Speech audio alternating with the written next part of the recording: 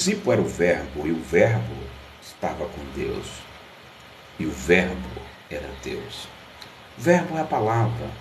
Nós temos hoje a palavra escrita, um compêndio de livros, que é a Bíblia Sagrada, que tem, para ser exato, 31.173 versículos.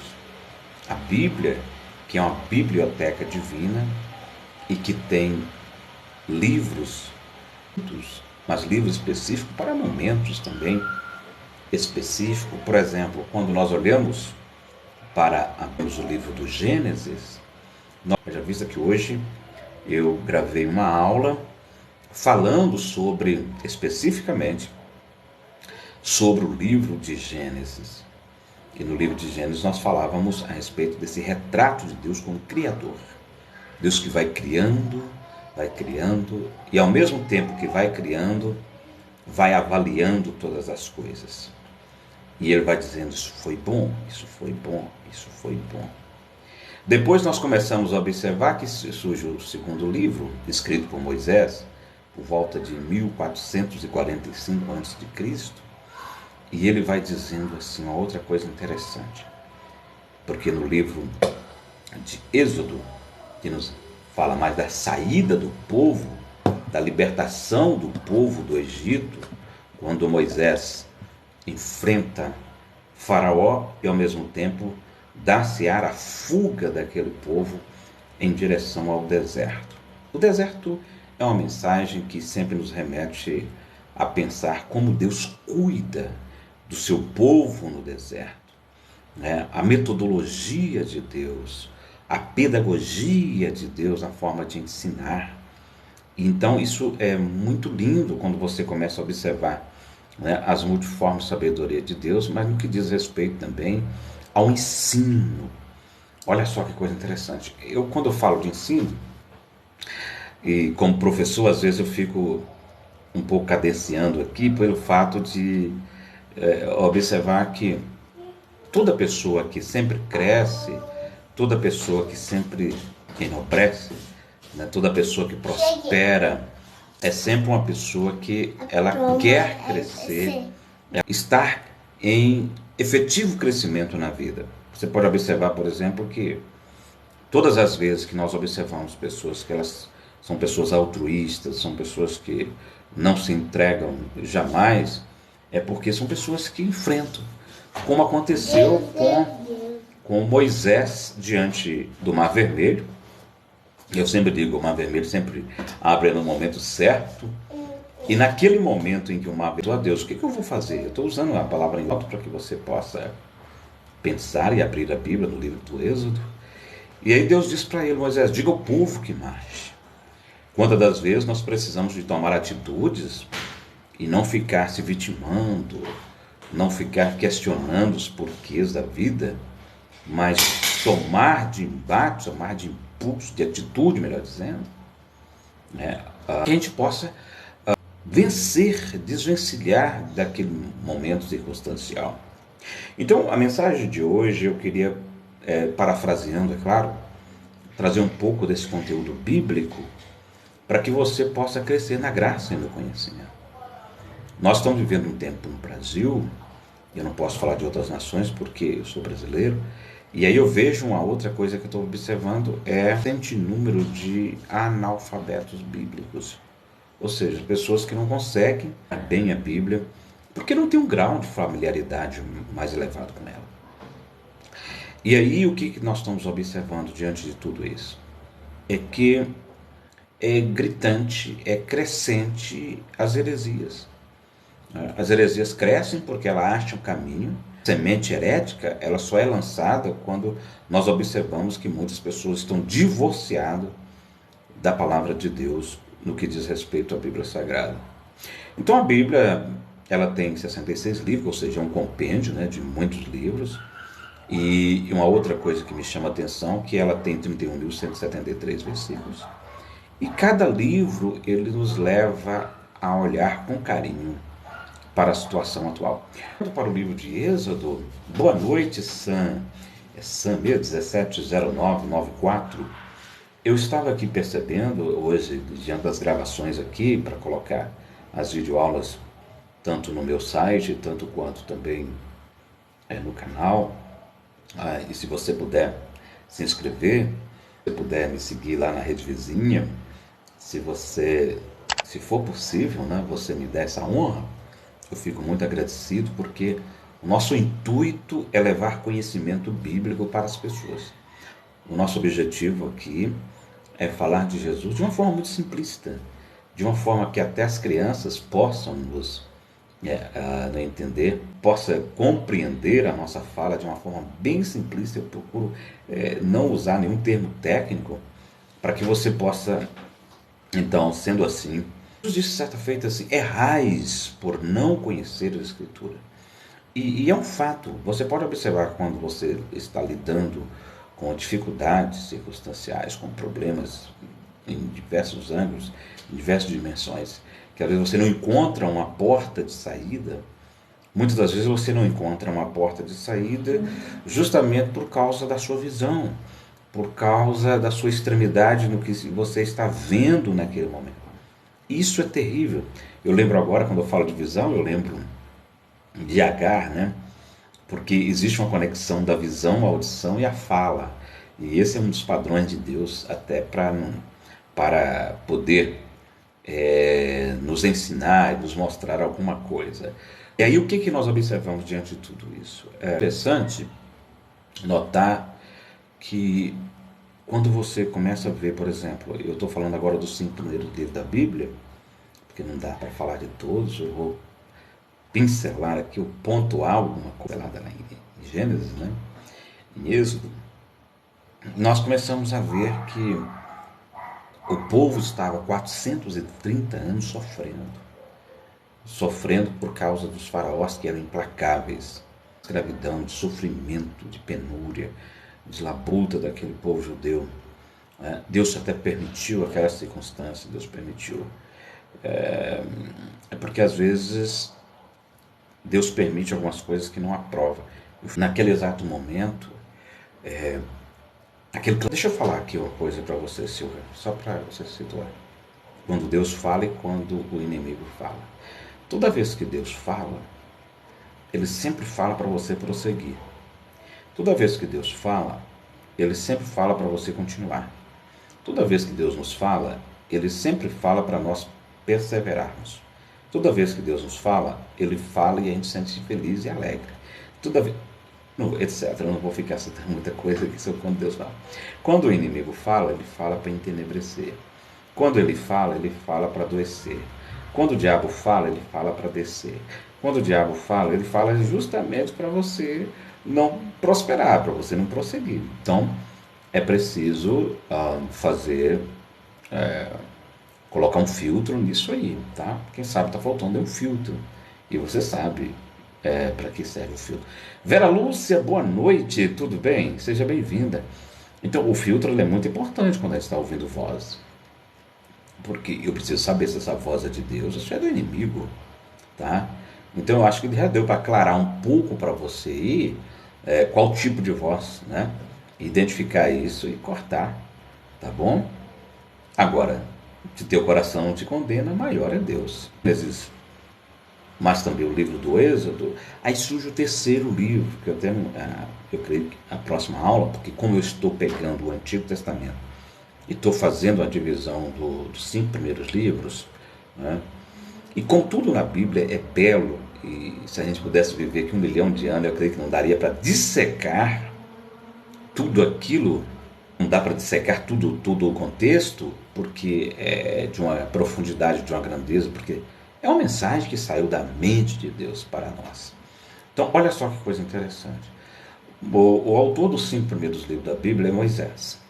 Moisés escreveu então Gênesis, Êxodo, Levítico, Números e Deuteronômio.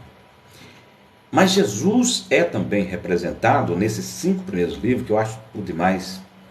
Eu sou muito feliz quando eu olho, principalmente como oráculo de Deus, eu vejo, por exemplo, em Gênesis, Jesus como a semente da mulher. Em Êxodo, eu encontro Jesus como cordeiro pascual. Em Levítico, como sacrifício expiatório. Em Números, como a rocha ferida. Mas em Deuteronômio, como um profeta semelhante a Moisés. Então, um dos tipos, olha só, de Cristo no Antigo Testamento é Moisés. José também, mas como eu estou falando agora especificamente de Êxodo, eu estou falando de Moisés. Como Moisés escreveu esses 5 primeiros, então, é claro que os escritores, eles são cerca de 40, mas o autor é Deus, é bom deixar isso bem claro. O autor da Bíblia é Deus. Os escritores são cerca de 40 escritores da Bíblia. E dentro desses 5 primeiros livros, eu queria que você entendesse que o número 5 é muito enfático na Bíblia. O número 5, falando de numerologia bíblica, agora só abrindo um pouquinho parêntese, você pode observar que são 5 dedos. Você pode observar que a graça também, ela está sempre na quinta dispensação. Ou seja, e 5 também são os talentos que foram entregues naquela parábola. Olha que coisa interessante, né? Mas tem uma outra coisa interessante, porque nós observamos que a parábola dos 5 talentos, porque na verdade eles falam que foram 10, mas um recebeu 5, outro recebeu 2, outro recebeu 8. Então na verdade são 8. Os 5 primeiros livros escritos por Moisés fala da graça, mas também fala de uma outra coisa interessante, porque fala das limitações das atividades humanas, número 5 na Bíblia. Porque ninguém consegue fazer mais do que 5 coisas, por mais talentosa que essa pessoa seja. Então é muito interessante isso. Depois que a gente chega em Levítico, que é a ordem do sacerdócio levita, do Levítico, né? É a ordem do sacerdócio de Levi, que é muito profunda, muito interessante. Nós encontramos ali em Levítico, por exemplo, 93 vezes a palavra santidade, 93 vezes a palavra, não só santidade, mas também santo, sacerdócio, enfim. É o livro que nos remete a ver aquele Deus que chama o homem no livro de Gênesis. É o mesmo Deus que trata e prova esse homem no livro de Êxodo. É o mesmo Deus que cuida, trata, mas também prova esse homem no livro do Êxodo. Agora esse homem começa a andar com Deus através da glória e do seu sacrifício. Mas é interessante dizer também que esse mesmo Deus é o Deus que, além de provar esse homem, que além de cuidar dele, porque o que adianta a pessoa ser chamada, mas não ser provada? Você pode observar que os homens e mulheres que estão hoje há mais de 20, 30, como eu, mais de 30 anos servindo a Deus e fazendo a mesma coisa, são pessoas que foram muito provadas. E eu aproveito o ensejo para dizer que existe pelo menos 3 classes de pessoas, que são os que são provados, aprovados, e aquele terceiro grupo, que eu não gosto de falar, mas é preciso às vezes enfatizar, que são os reprovados. Observamos diante de tudo isso que eu estou falando aqui, procurando trazer essa mensagem mais enfática nessa noite, para que nós possamos, propósito desses livros bíblicos, né? Embora quando eu estou falando de teologia aqui bíblica, até parece que toda teologia não é bíblica, mas é porque existem os ramos da teologia. A teologia sistemática, eu estou falando justamente da Bíblia, mostrando a Bíblia, interpretando a Bíblia. Nós observamos, por exemplo, essa questão. Então, em Gênesis, Deus chama o homem. Em Êxodo, Deus prova esse homem. Em Levítico, esse homem anda através de uma glória, de uma santidade, de uma comunhão. Em Números, onde nós encontramos a rocha ferida, mas ao mesmo tempo também a gente vê um povo que começa a ver que perde a Deus. E entre o livro do Êxodo e Números, nós começamos, Levítico e Números, melhor dizendo, nós começamos a ver, e Êxodo também, que está dentro do Pentateuco, esse povo que perde a Deus, eles ficam 40 anos no mesmo lugar. E nada concretiza, nada dá certo, as coisas não vidam, as coisas não progridem, não prosperam, né? Justamente porque quando o homem perde a Deus, conforme eu estou recapitulando aqui, falando de Êxodo, né? Todas as vezes, e isso eu quero fazer uma aplicação agora, quanto mais comunhão você tiver com Deus, quanto mais vida você tiver com Deus, quanto mais desprendimento você tiver com Deus, mais as coisas vão fluir na sua vida. Isso é um fato. Quanto mais consagrado você tiver uma vida para com Deus, mais as coisas vão estar fluindo, vão estar acontecendo na sua vida. Então, quando chega em Deuteronômio, que é o quinto e último livro de Moisés, Deus manda ele escrever alertando, exortando. Então, o livro de Deuteronômio, que é também repetições das leis, e até é interessante, porque quando eu falo em repetição das leis, eu estou falando de que o povo é passivo em esquecer. E Jesus foi muito enfático quando ele disse: lembrai-vos da mulher de Ló. Por quê? Porque nós somos passivos em esquecer. As repetições, elas são importantes para as memórias. As repetições são importantes para as memorizações. Foi onde que aconteceu tudo isso. Por exemplo, Deus falou com Moisés: Moisés, vá e repita, escreva novamente, escreva Deuteronômio, que é a repetições das leis, mas escreva alertando, exortando esse povo. Exortar para quê? Para continuar. Deus nos exorta para quê? Para nós prosseguirmos. Deus nos exorta porque Ele quer que nós continuemos no caminho. E não existe outro caminho. O caminho é Cristo. Cristo é o caminho que nos leva à vida eterna. E a partir daí nós começamos então a observar o quão é importante você, por exemplo, pegar os 5 primeiros livros e fazer uma aplicação na sua vida espiritual. Tá? E quando você faz isso na sua vida espiritual, ou seja, você aplica aquilo que está escrito ali, você vai ver que o propósito de Deus era treinar aquele povo, aquele grande exército que saiu do Egito, que foram cerca de quase 3 milhões de pessoas, cerca de 2 milhões e meio de pessoas que saíram dali. É importante você ler a Bíblia, mas também aplicá-la. Tá? Recapitulando, Deus chama o homem em Gênesis, Deus prova ele no deserto. Esse homem que é provado agora, ele adquire uma maturidade. Depois que ele adquire essa maturidade espiritual, ele passa para o... Você já observou que são passo a passo? Os 5 primeiros livros da Bíblia é um tutorial, né? Chamado, Deus forma o homem, gente, chama ele, mas existe o outro livro, que é o livro da provação.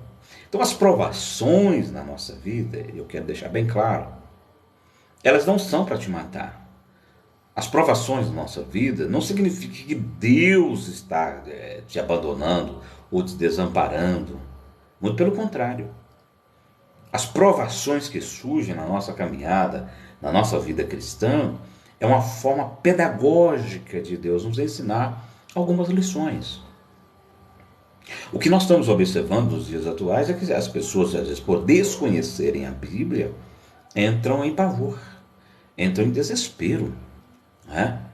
E na nossa jornada, no nosso caminho, que a gente precisa enfrentar, mas enfrentar com lucidez. Enfrentar os desafios com equilíbrio, sem perder totalmente a noção de que nós estamos num planeta Terra. E uma outra coisa que eu deixo bem claro, nós não podemos querer fazer do planeta Terra o céu. Aqui é terra. Esse planeta tem nome de terra. Né? Então, tem pessoas que às vezes querem fazer do planeta Terra o céu. Não, o céu é a morada de Deus. O céu é onde Deus mora, o céu, a capital dele. Então a Terra, aqui nós vamos sempre enfrentar desafios, problemas, etc. Mas, não obstante a tudo isso, você precisa enfrentar com lucidez. Então eu queria aplicar hoje na sua vida espiritual os 5 primeiros livros da Bíblia como se fosse um tutorial para a vida cristã. Como se esses 5 livros, eu estou sendo bem simplista para que você possa pegar de Gênesis a Deuteronômio como oráculo de Deus, conforme Deus foi tratando com esse homem. Porque quando chega no livro de Josué, que é um outro livro, nós vamos ver uma outra fase, um outro ciclo da história.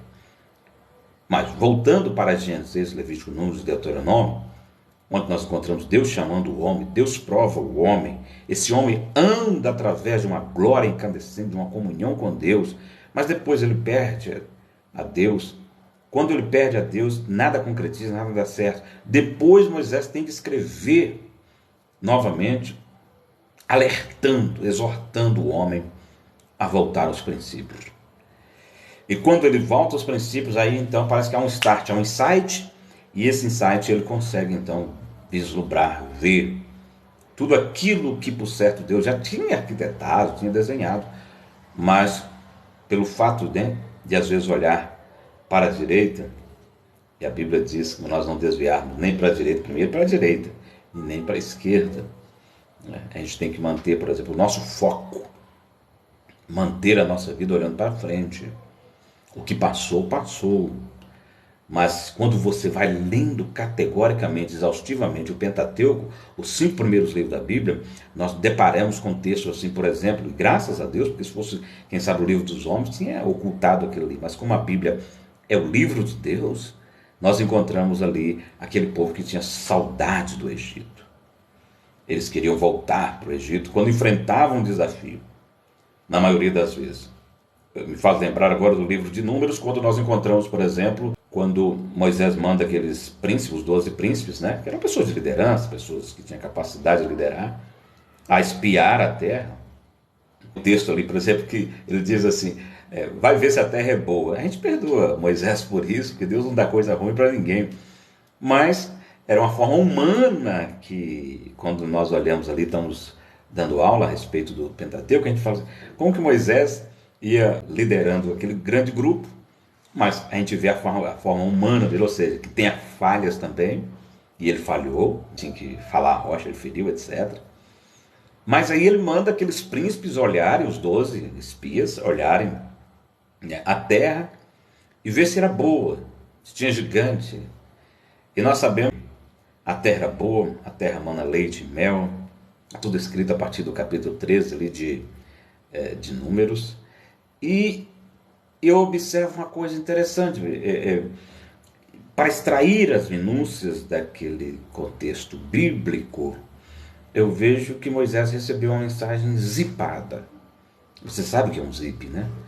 Então, às vezes nós recebemos mensagem zipada, para descodificar.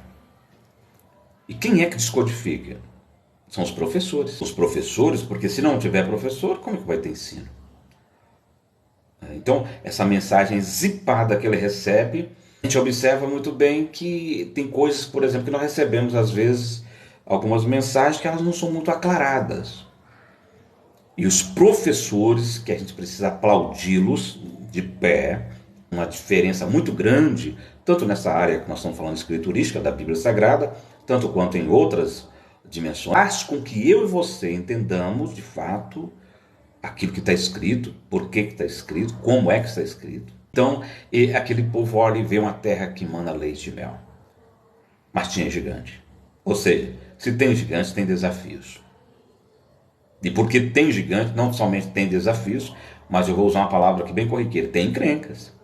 Então, a vida cristã, baseada nos 5 primeiros livros da Bíblia, Gênesis, Levítico, Número e Deuteronômio, é um tutorial. Você observa que gradativamente aqueles livros vão mostrando que todo homem, toda mulher precisa ter maturidade. Mas como é muito abrangente, eu estou citando a grosso modo, só para que você se situe. Mas lendo categoricamente ali, criando e avaliando, isso foi bom, isso foi bom, isso foi bom. E dali já tem uma mensagem, né? Porque esse primeiro retrato de Deus como Criador, isso foi bom, nos remete a pensar assim, e depois criou o homem e falou, isso foi muito bom. Né? Quer dizer, Deus é um Deus criterioso que avalia. Você também é uma pessoa que avalia aquilo que você, na sua criatividade, você faz. Eu, por exemplo, quando eu escrevo uma mensagem, eu falo, não, está faltando alguma coisa. Parece que até é um toque, um transtorno, precisa ser compulsivo, mas não é. É a forma de você dar excelência naquilo que você está escrevendo para pregar. E às vezes você vai pregar e tem 30 minutos para pregar. Não dá para esboçar uma mensagem. Eu estou dizendo para quem gosta de ler, estudar. Não dá. No mínimo 45 minutos, porque você faz ali um resumo de tudo nos primeiros minutos, cerca de 10 a 15 minutos, e depois você vai sintetizando, ou seja, você vai procurando assimilar tudo aquilo que coloca dentro. Eu não vou falar de esboço hoje, porque não é a matéria. Outro dia eu vim aqui só para dar uma aula falando um pouco sobre esboço. Você sabe elaborar esboço? Você sabe colocar título, tema, tópico e subtópico e conclusão? O quanto tempo é, por exemplo, a introdução e quanto tempo é para concluir? Isso é muito importante.